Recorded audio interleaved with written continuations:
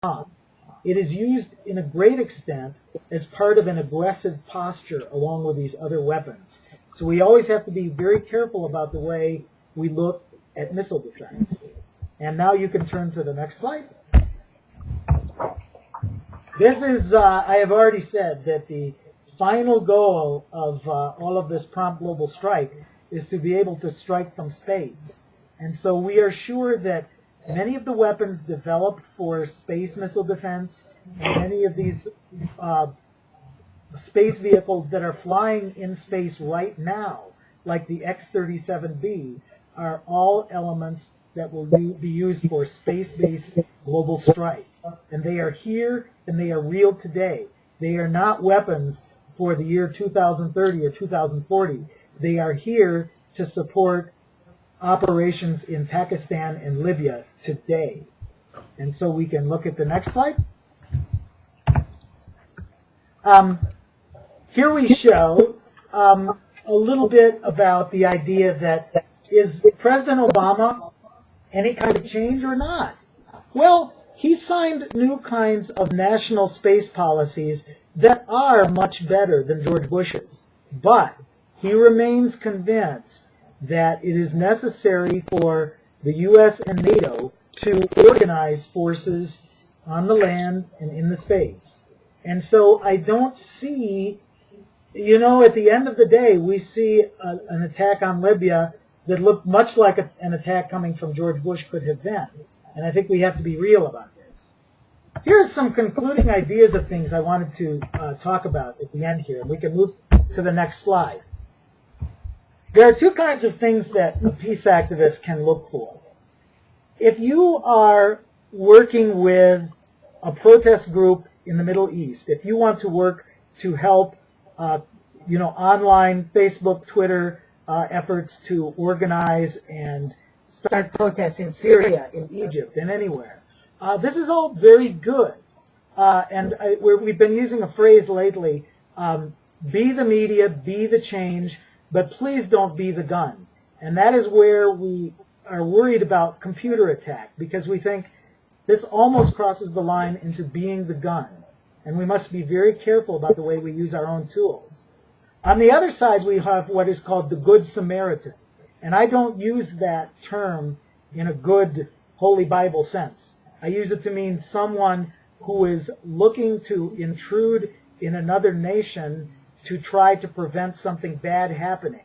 And that sometimes France calls that the responsibility to protect, which sounds very good, but it often falls victim to the law of unintended consequences, and it often ends up looking just like the old kind of colonialism that we are very familiar with. And so now if you want to switch to the next foil, you will hear all the time about asymmetric warfare. And we say, yeah, asymmetric warfare is everywhere now, but it means different things to different people. If you are a big nation with a lot of weapons, then you look at a rebel group that is practicing a new kind of war, the only kind of war they do, you say, oh, that rebel group doesn't follow the rules of war. But if you are a rebel group, you say, well, the big nations have all the weapons, and so we need to do things like use IED weapons in Iraq and things like that, because that is the only way that we can address these huge asymmetries of power, as they call them. And next foil here, the next slide. Here I want to leave you with 4 ideas for where war is going. Number 1, asymmetry is going to be the only kind of war left, except for global nuclear war. There will no longer be armies that fight armies. There will only be robots that fight robots, and there will usually be one state that has a big asymmetric advantage. Next slide here. The very important point is that there will always be a very, very short time period in which a big, powerful state has an advantage over a little rebel group. But that will be a shorter and shorter period all the time. It will not be long before rebel groups, Somali pirates, etc., get hold of drones.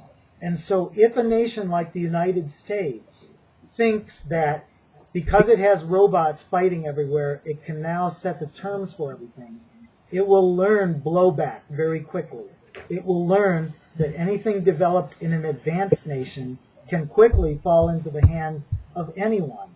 And so you must think about new kinds of arms races starting and how dangerous that might be. Next to the last slide. Here is what we talk about. These new weapons are not antiseptic. They are not clean. They kill many, many people.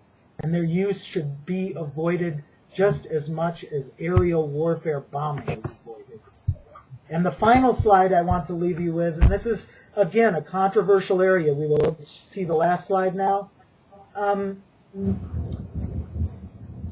We have to be very careful about how we challenge power. And we must remember our goals of peace first.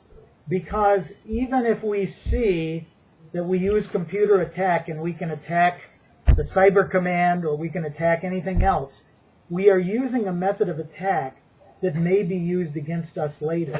And so as peace activists, we must think, if I choose to do a computer attack, am I using the gun? Am I using the equivalent of a gun? And when am I being a de facto warrior? And who am I being a warrior for? These are all subjects that have no easy answers. And I am not trying to dismiss the computer hacker. I am not trying to say bad things. I'm just saying these are things we all must think about. And I just thought I'd open it up for questions now if people have any comments about any of this. Yeah. Ricky, you want to come forward and we can hear you? It's Helen John here. Hi, you. Here? You know, I always like to reduce things to the lowest common denominator. Sorry, Loring, can you hear? Yes, wonderful.